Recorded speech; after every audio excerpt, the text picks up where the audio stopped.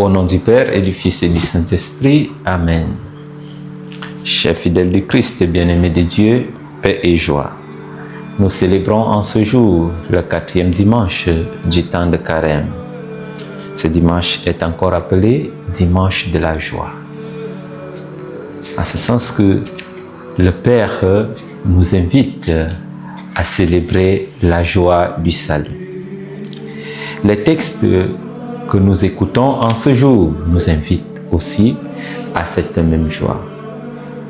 De la première lecture à l'Évangile, nous pouvons contempler le cœur miséricordieux de Dieu qui se réjouit lorsque son peuple se convertit et revient à lui.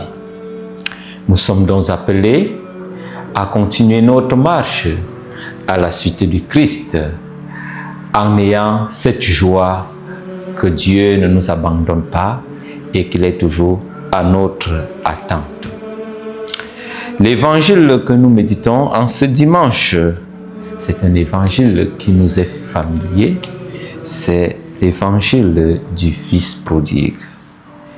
Et ce texte, qu'on peut encore intituler l'évangile du Père miséricordieux ou l'évangile des deux fils, nous situe au cœur d'un drame familial au sujet du partage d'héritage. En effet, un père qui a deux fils se retrouve confronté au plus jeune qui estime qu'il doit s'affranchir de l'autorité de son père et qui décide de demander à son père sa part d'héritage pour aller se réaliser à un endroit lointain. Disons déjà que la démarche du plus jeune est une démarche qui paraît inacceptable dans la mesure où l'héritage est censé se partager après la mort du père. Autrement dit, réclamer l'héritage du vivant de ses parents, c'est donc en quelque sorte précipiter leur mort. Et le père, qui reconnaît la liberté de ses enfants, ne va pas discuter. Et il va partager l'héritage en deux et remettre au plus jeune, qui va s'en aller tout joyeux pour aller vivre une autre vie, pour aller vivre le bonheur qu'il avait tant espéré. Dans ce texte, première chose, c'est que le jeune estime, le plus jeune frère estime que son bonheur véritable, c'est loin de son père. Il estime que son bonheur véritable, c'est loin de sa famille. Alors il va partir et il va commencer à dilapider l'héritage. À dilapider l'héritage au point que tous les biens qu'on lui avait donnés vont finir. Il se retrouve donc dans une situation de misère où il est en train de descendre, en train d'expérimenter la souffrance. Une souffrance extrême, de telle sorte que il est allé jusqu'à demander du travail dans une porcherie. Et lorsqu'on l'envoie dans une porcherie, il veut être à la condition des porcs. Notons déjà que chez les Juifs, le porc est reconnu comme un animal impur. Donc, vouloir être comme un porc, c'est déjà renier même son identité juive. Donc, il va envier les porcs parce qu'il aurait bien voulu se remplir le ventre avec les gousses que mangeaient les porcs. Donc, sa condition était encore beaucoup plus basse que celle des animaux impurs. Et c'est là que il va retourner à la conscience de son identité filiale. Tant d'hommes, tant d'ouvriers chez mon père ont du pain en abondance et je suis ici, je meurs de faim. Qu'est-ce qu'il faut faire? Je vais retourner chez mon père. Et voici ce que je lui dirai. Père, j'ai péché contre toi, contre le ciel et contre toi. Je ne suis plus digne d'être appelé ton fils. Accepte-moi dans ta maison en tant que serviteur. Dans cette résolution, le Fils est dans une posture où il n'estime plus possible le pardon et la miséricorde de son Père. Voilà pourquoi il se dit, mieux je pars demander l'acceptation en tant que serviteur. Et dans cette partie, je voudrais apporter une légère précision parce que dans l'Église nous appelle toujours à la contrition. Et nous avons deux réalités. Il y a la réalité de l'attrition, il y a la réalité de la contrition. Beaucoup de fois, quand les gens viennent se confesser, peut-être ils sont dans la logique de l'attrition et non dans la logique de la contrition. L'attrition, c'est que j'ai fait quelque chose et je vis la conséquence de cette chose et j'ai le regret. Mais la contrition, c'est que j'ai de la haine pour ce que j'ai, un regret profond de ce que j'ai fait, et ce regret s'accompagne d'une ferme résolution à ne plus refaire la même chose. Donc on peut situer le Fils ici au niveau de l'attrition. Il regrette d'être parti. Mais il n'est pas toujours dans la logique d'un examen de conscience sincère, c'est-à-dire que son besoin pressant, c'est qu'il cherche à manger. Et la démarche qu'il emploie est celle qui peut lui permettre d'atteindre sa fin. Alors il va se préparer pour aller dire à son père, j'ai péché contre toi, je ne suis plus, et contre le ciel et contre toi, je ne suis plus digne d'être appelé ton fils, accepte-moi dans ta maison comme serviteur. Et il va amorcer le chemin de retour vers son père. Quand il arrive, il est surpris. Première chose, quand son père l'aperçoit venir, il court vers lui et l'embrasse. Il commence à parler et au moment, son père le coupe et demande, mettez-lui un beau vêtement et mettez-lui la bague au doigt. Ça veut dire le père, sans même savoir, sans même attendre à écouter les paroles du fils, lui restaure déjà sa dignité, lui restaure déjà son honneur, lui restaure déjà tout ce qu'il avait perdu. Avec le Fils prodigue, donc, nous voyons que notre bonheur véritable se situe chez notre Père.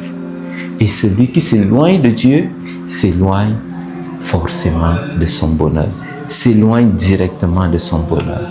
Ça veut dire que si nous voulons vivre le bonheur véritable, c'est auprès de Dieu. Et nous pouvons espérer trouver le bonheur. Tout bonheur loin de Dieu est un bonheur éphémère qui est appelé à finir et à nous plonger dans une misère extrême. Alors pour vivre le véritable bonheur, nous devons rester auprès de Dieu. Nous devons rester dans la famille où Dieu nous a mis. Nous devons rester à côté de notre Père. Et le Père va lui restaurer toute sa dignité au point que cela va déboucher à une grande fête. On pourrait dire qu'il faut être fils, il faut expérimenter la réalité du Fils prodigue pour expérimenter le degré de l'amour de Dieu, pour expérimenter la grandeur de sa miséricorde, qui fait que, au-delà que la dignité lui est restaurée, mais on célèbre une fête à son retour, on célèbre une fête à son honneur. Qu'est-ce que cela nous apprend? Quel que soit notre péché, le lien familial que nous avons avec Dieu, avec notre Père, est tel que même lorsque le Fils est prodigue, il demeure le Fils prodigue de son Père. Et rien ne peut détruire ce lien, parce que c'est Dieu le garant. Et puisque Dieu est fidèle, alors même lorsque nous sommes infidèles, Dieu qui est notre Père garde sa fidélité et nous conçoit toujours comme ses fils malgré nos égarements. Ça veut dire que quelle que soit la profondeur de misère que nous avons atteint, quel que soit le degré d'éloignement que nous avons atteint, Dieu est toujours là et nous attend et attend notre conversion. Et lorsque nous nous mettons sur le chemin de retour, c'est lui qui court vers nous, qui nous accueille et qui nous restaure notre dignité d'enfant de Dieu.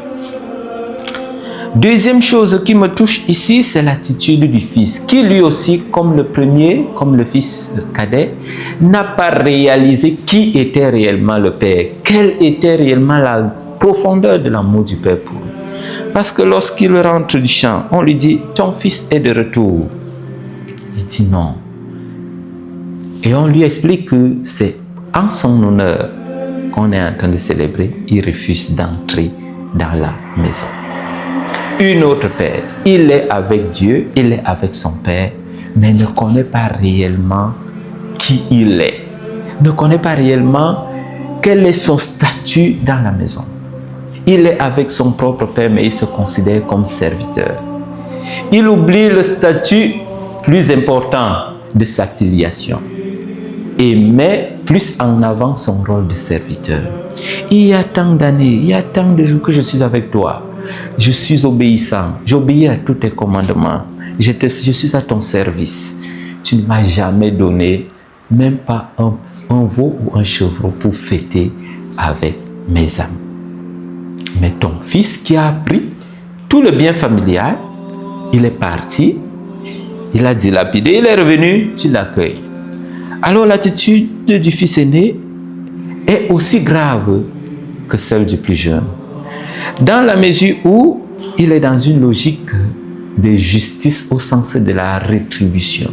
Tu as pris ta part, va-t'en, ta place n'est plus ici. Donc, pour lui, ce qui consolide les liens en famille, c'est l'héritage. Ce n'est pas la présence du père. Et donc, comme l'autre a pris sa part, il n'a plus de place dans la famille. Et il ne trouve plus la place de son petit frère dans la famille et estime qu'on ne devrait pas faire une fête pour lui. Et à lui aussi, le père va apprendre quelque chose. C'est-à-dire, sors de cette logique où tu estimes que, comme moi j'obéis le plus, je mérite le plus.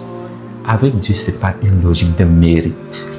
Avec le Père, ce n'est pas une logique de mérite. Ce n'est pas parce que j'obéis le plus que je mérite le plus. Non. Avec Dieu, c'est d'abord une question d'amour. Dieu aime tous ses enfants de la même façon. Il aime les justes, il aime les obéissants, il aime aussi les pécheurs. Et donc, tous les enfants de Dieu doivent bénéficier du même amour. Et aucun ne doit se prévaloir du fait qu'il obéit des grâces de Dieu pour dire « moi je mérite mieux que toi » ou « moi j'ai plus de droits que toi dans la maison de Dieu ». Alors ce qui est important, c'est le lien des deux avec le Père, que personne ne peut détruire, que même pas le péché ne peut détruire. Et c'est comme ça que le Père va lui dire « mon enfant, tout ce qui est à moi est à toi. Tout ce qui est à moi est à toi. » Il fallait bien qu'on se réjouisse, qu'on soit dans la joie parce que la famille est intégrale, la famille est restaurée. Tous les membres de la famille sont là. Ça veut dire qu'une famille ne peut vivre que lorsque, ne peut expérimenter la joie que lorsque la totalité des membres est dans la maison.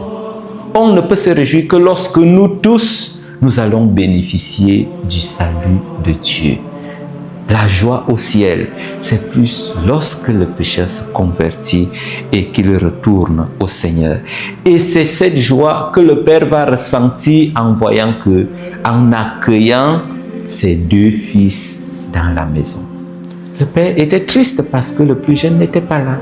Il l'attendait. Et lorsqu'il vient et qu'il a ses deux fils, alors il peut se réjouir. Auprès du Père, il y a toujours le bonheur. Auprès du Père, il y a toujours l'héritage. Auprès du Père, il y a toujours le pardon. Et c'est en cela que nous appelle ce dimanche à nous réjouir du retour des pécheurs à Dieu. Dieu se réjouit lorsque le pécheur se convertit. Nous sommes donc appelés aujourd'hui à prendre conscience que notre Père est là et qu'il nous attend. Que notre Père est là et qu'il nous conçoit toujours comme ses enfants malgré nos péchés.